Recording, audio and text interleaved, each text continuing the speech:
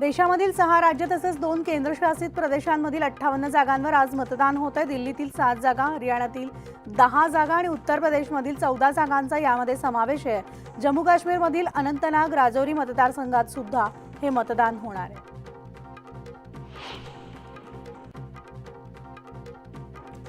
शाळांच्या सुट्टीमुळे लांबणीवर टाकण्यात आलेल्या विधान परिषदेच्या पदवीधर आणि शिक्षक मतदारसंघातील 4 जागांसाठी आता 26 जूनला निवडणूक होती आणि या जागा जिंकण्यासाठी महायुती आणि महाविकास आघाडीमध्ये लढत होणार आहे। तर 31 मे ते 7 जून या कालावधीत उमेदवारी अर्ज दाखल करण्याची मुदत आहे।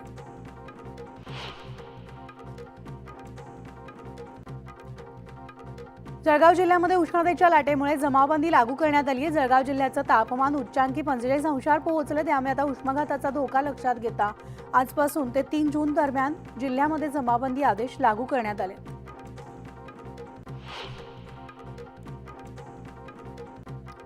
आजपासून नवतपाला सुरुवात झाली आहे। यावेळी विदर्भात पारा वाढण्याची शक्यता आहे। सध्या नागपूरचा पारा 42 पार गेल्यामुळे नवतपामध्ये पारा 45 वर जाण्याची शक्यता हवामान खात्याने वर्तवली आहे। त्यामुळे आता नागरिकांनी काळजी घ्यावी असं आवाहन प्रशासनाने केलं आहे।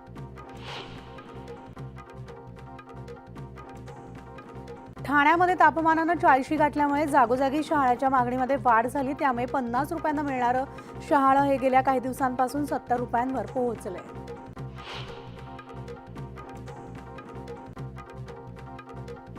वर्ध्यामधील तापमान 44 अंशावर गेल्यामुळे 2 दिवसांमध्ये तापमान आणखी वाढण्याची शक्यता आहे। त्यामुळे आता वाढत्या तापमानामुळे जनजीवन सुद्धा विस्कळीत झालंय।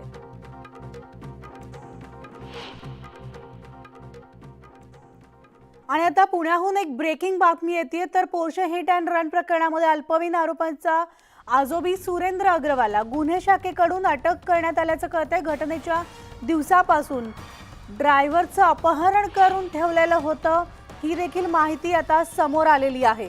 त्यामुळे या संपूर्ण प्रकरणामधली जी आहे ती नवी घडामोड आता समोर आली आहे। थेट अपडेट जाणून घेणार आहोत आमचे प्रतिनिधी वैभव सोनावणेकडून। वैभव, मनाली, अत्यंत मोठी कारवाई पुणे पोलिसांच्या गुन्हे शाखेने केली आहे। या पोर्शे हिट अँड रन प्रकरणामध्ये जो अल्पवयीन आरोपी आहे त्याचा आजोबा सुरेंद्र अग्रवाल, ज्याचं 2007 साली छोटा राजांचं कनेक्शन उघड झालेलं होतं, त्या सुरेंद्र अग्रवालला गुन्हे शाखेने रात्री उशिरा अटक केली आहे। जो चालक होता, हा अपघात घडला त्यावेळेसचा गंगाधाम, त्याला घटना घडल्यानंतर गुन्हा दाखल झाल्यापासून या सुरेंद्र अग्रवाल यांनी त्याचं अपहरण करून त्याला घरी नेऊन डांबून ठेवलेलं होतं एका खोलीमध्ये। त्याला बाहेर कुठेही जाऊ दिलं गेलं नाही आणि कुणाशी संपर्क होणार नाही अशा पद्धतीनं सगळी काळजी जी आहे ती घेण्यात आलेली होती। या गंगाधामने ही माहिती स्वतः पोलिसांना त्याच्या जबाबामध्ये दिल्यानंतर सुरेंद्र अग्रवाल याच्या विरोधामध्ये गुन्हा दाखल करण्यात आला आणि त्याला रात्री उशिरा अटक करण्यात आली आहे। या संदर्भातला एक नवीन गुन्हा जो आहे अपहरणाचा, तो दाखल करण्यात आला। धन्यवाद वैभव, या सविस्तर माहितीसाठी। याचे सगळे अपडेट्स तुमच्याकडनं घेत राहू।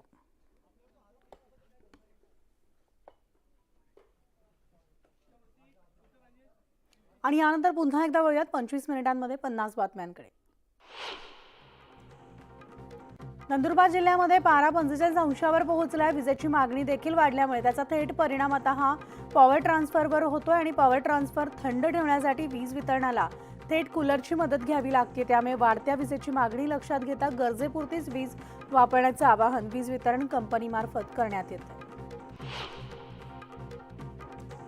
सोलापूर जिल्ह्यामध्ये दुष्काळाच्या झळा दिवसेंदिवस तीव्र होताना पाहायला मिळतात। शेतात पाण्याअभावी चारा जळत असल्यामुळे शेतकऱ्यांनी शेतावर ट्रॅक्टर फिरवलाय। त्यामुळे आता जनावरांना पाण्याअभावी आणि चाऱ्याअभावी हाल होताना दिसतात।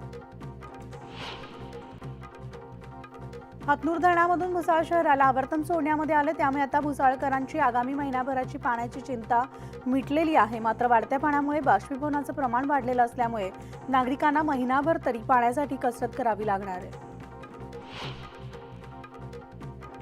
सांगलीच्या जत तालुक्यामध्ये यंदा भीषण दुष्काळ परिस्थिती निर्माण झाली, त्यामुळे जनावरांच्या चाऱ्याचा प्रश्न गंभीर बनलाय आणि हिरव्या चाऱ्याची टंचाई निर्माण झाल्यामुळे जत तालुक्यातील 3.5 लाख पशुधन संकटात आलंय। परिणामी शेतकऱ्यांना जनावरांचं पालनपोषण करणं अवघड बनल्यानं जनावर विकणं हाच पर्याय शेतकऱ्यांसमोर उरलाय। सांगली जिल्ह्यामध्ये दुष्काळाची परिस्थिती आता गंभीर बनत चालली आहे। जिल्ह्यामधील तलावामध्ये 13% इतकाच पाणीसाठा शिल्लक राहिलाय, तर अनेक तलाव आणि बंधारे आता जवळपास कोरडे पडले आहेत। त्यामुळे सांगली जिल्ह्यावर पाणी टंचाईचं संकट आणखी गडद होण्याची परिस्थिती निर्माण झाली आहे। राज्यात पाण्याच्या टंचाईमुळे हंडाभर पाण्यासाठी महिलांना अनेक किलोमीटर पायपीट करावी लागते। जालन्यामधील अंबड तालुक्यात सुद्धा पाणी मिळणं अवघड झालं आणि टँकरद्वारे पाणी पुरवठा होत नसल्यानं गावकऱ्यांना पायपीट करावी लागते। हिंगोलीमधल्या खंडाळा गावामध्ये भीषण पाणी टंचाई निर्माण झाली आहे। गावाला पाणी पुरवठा करणारा वडद येथील तलाव आटलाय, तर गावामधील बोरवेल आणि विहिरी सुद्धा कोरड्यात ठाक पडल्यात। त्यामुळे गावकऱ्यांवर पाण्यासाठी भटकंती करण्याची वेळ आली आहे।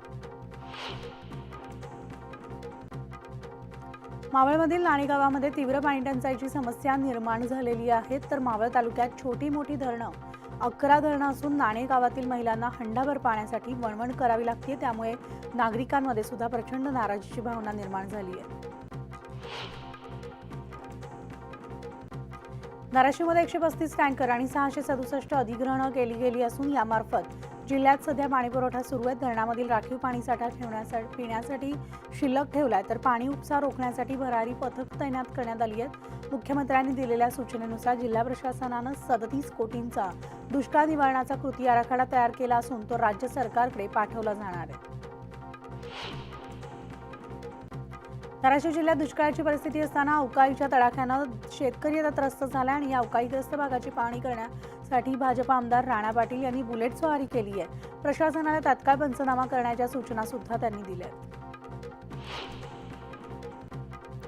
युनियन बँकेच्या मनमाड शहर शाखेमधील घोटाळा प्रकरणी आमदार सुहास कांदे यांनी पोलीस आणि बँकेच्या अधिकाऱ्यांसोबत बैठक घेतली। यावेळी त्यांनी आरोपींवर कडक कारवाई करून अपहार करण्यात आलेली कोट्यवधींची रक्कम वसूल करावी अशी मागणी सुद्धा केली आहे। सांगली जिल्हा मध्यवर्ती बँकेच्या 219 शाखांची तपासणी प्रशासनाकडून करण्यात आली। यावेळी 48 अधिकारी आणि कर्मचाऱ्यांकडून तपासणी करण्यात येते, त्यामुळे अनेक घोटाळे उघड होण्याची शक्यता वर्तवली जाते। तर गोवाप्रेमींसाठी इंडिगो विमान कंपनीनं शहरातून सेवा प्रारंभ करण्याचं निश्चित केलंय। नागपूर छत्रपती संभाजीनगर ते गोवा अशी ही विमानसेवा कार्यरत असेल आणि 2 जुलैपासून मंगळवार, गुरुवार आणि शनिवारी कंपनीतर्फे ही सेवा प्रत्यक्षात सुरू होईल। नागपूर आणि रामटेक लोकसभा निवडणुकीच्या मतमोजणीसाठी कळमना मार्केट परिसरामध्ये जय्यत तयारी सुरू करण्यात आली। तर यावेळेस जिल्हाधिकारी डॉक्टर विपिन इटकर यांनी प्रत्यक्ष भेट देत व्यवस्थेची पाहणी सुद्धा केली आहे। गोंदिया जिल्ह्यामधील नवेगावमधील नागझिरा व्याघ्र प्रकल्पामध्ये पर्यटकांची चांगलीच पर्वणी आहे, कारण पर्यटकांना एकाच वेळेस पाण्याच्या हौदाजवळ 5 वाघांचं दर्शन झालं, त्यामुळे पर्यटकांमध्ये आनंदाचं वातावरण आहे। तर मावळ तालुक्यामधल्या नागरिक वाहतूक कोंडीमुळे हैराण झालेले आहेत। अवजड वाहनांमुळे होत असलेले भीषण अपघात आणि वाहतुकीच्या समस्या शासनानं सोडवाव्यात अशी मागणी नागरिकांकडून केली जाते। दापोलीमधील समुद्रकिनारे पर्यटकांनी गजबजलेत। वीकेंडची सुट्टी एन्जॉय करण्यासाठी दापोलीमध्ये हजारो पर्यटक दाखल झालेत। पुढील 2 दिवस सुट्टी असल्यामुळे दापोलीमध्ये पर्यटकांची रीत पाहायला मिळते।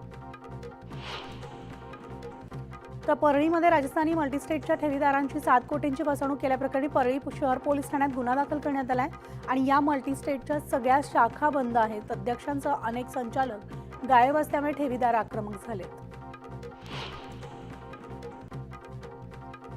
दारूच्या नशेमध्ये करण्यात आलेली शिवीगाळ तरुणाच्या जीवावर बेतली आहे। मित्रानंच मित्राचा खून केल्याची घटना गोंदिया शहरामध्ये घडली आणि एका लग्न समारंभामध्ये दोघांमध्ये वाद झालाय। यावेळी शिवीगाळ केल्यामुळे एका मित्रानं आपल्या मित्राची चाकूने भोसकून हत्या केली। या प्रकरणी आरोपीला अटक देखील करण्यात आली आहे। गोंदिया जिल्ह्यामधील सालेक्सा भागामध्ये फोटोशूट करण्यासाठी बोलावून दोघांची लूटमार करण्यात आली। यावेळी लूटपाट करणाऱ्या 4 पोलिसांनी जेरबंद केले, तर आरोपींकडून 1,30,000चा मुद्देमाल जप्त करण्यात पोलिसांना यश आलंय। हिंगोलीमधल्या वसमत शहरात हिट अँड रनची पुनरावृत्ती पाहायला मिळते। भरधाव जीप चालकानं एका दुचाकीस्वाराला उडवले, सोबतच रस्त्यावरील बाकीच्या 4 जणांना सुद्धा उडवले। यामध्ये दुचाकीस्वाराचा जागीच मृत्यू झालाय, तर अपघातानंतर जीप चालकानं घटनास्थळावरून पळ काढलाय।